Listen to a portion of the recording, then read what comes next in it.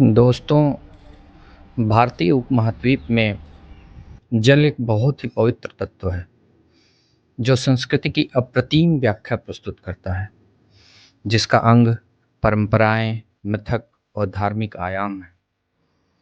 हजारों सालों से बाव जो है संरक्षण की एक अनूठी प्रणाली पश्चिमी भारत में लोगों के जीवन का आवश्यक अंग रही है और यह गुजरात के अर्ध शुष्क क्षेत्रों में व्यापक रूप से घरेलू रहा है।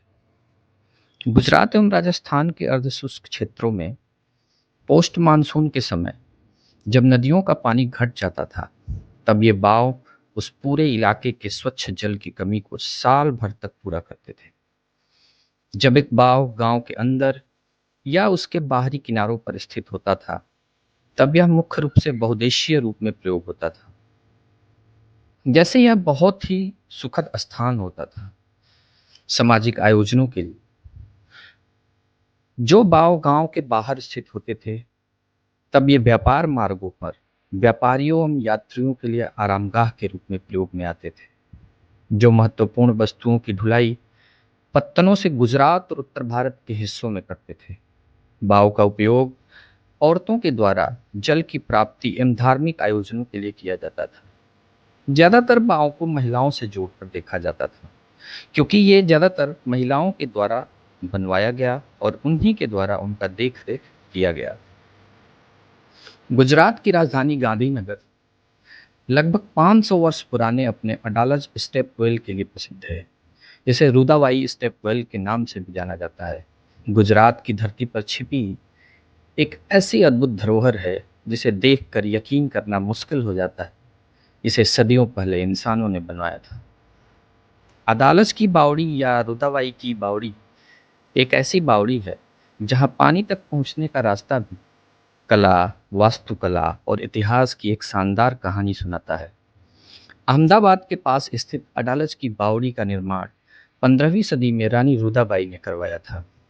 जैसे जैसे हम बावड़ी की सीढ़ियों से नीचे उतरते जाते हैं, तापमान धीरे धीरे कम महसूस होता है। इसकी कई मंजिलों पर बने सुंदर स्तंभ, मेहराब और बारीक नक्काशी उस दौर के कुशल कारीगरों की प्रतिभा को दर्शाते हैं। बावड़ी की दीवारों पर फूलों, पत्तियों, देवी देवताओं और दैनिक जीवन से जुड़े कई चित्र उकेरे गए हैं। इसकी वास्तुकला में हिंदू और इस्लामी शैली का सुंदर मेल देखने को मिलता है। जो सबसे खास बात देखने को मिलती है कि इस बावड़ी के ऐसे बनवाया गया कि लोग यहाँ पानी लेने के साथ साथ कुछ समय आराम भी कर सकें। गर्म मौसम में बावड़ी का अंदरूनी हिस्सा बाहर की तुलना में काफी ठंडा रहता था। अडालज की बावड़ी हमें यह याद दिलाती है कि प्राचीन भारत में जल संरक्षण केवल आवश्यकता नहीं, बल्कि वास्तुकला और संस्कृति का भी महत्वपूर्ण हिस्सा था। तो अगली बार जब आप गुजरात आएं, तो अडालज की बावड़ी को अपनी यात्रा में जरूर शामिल करें।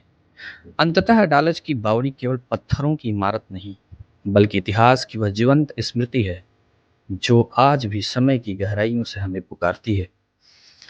तो जब भी इन सीढ़ियों से विदा हो, एक पल ठहर कर पीछे जरूर देखिएगा, क्योंकि कुछ जगहें हमसे विदा नहीं लेती, वे हमारी स्मृतियों में हमेशा के लिए उतर जाती हैं।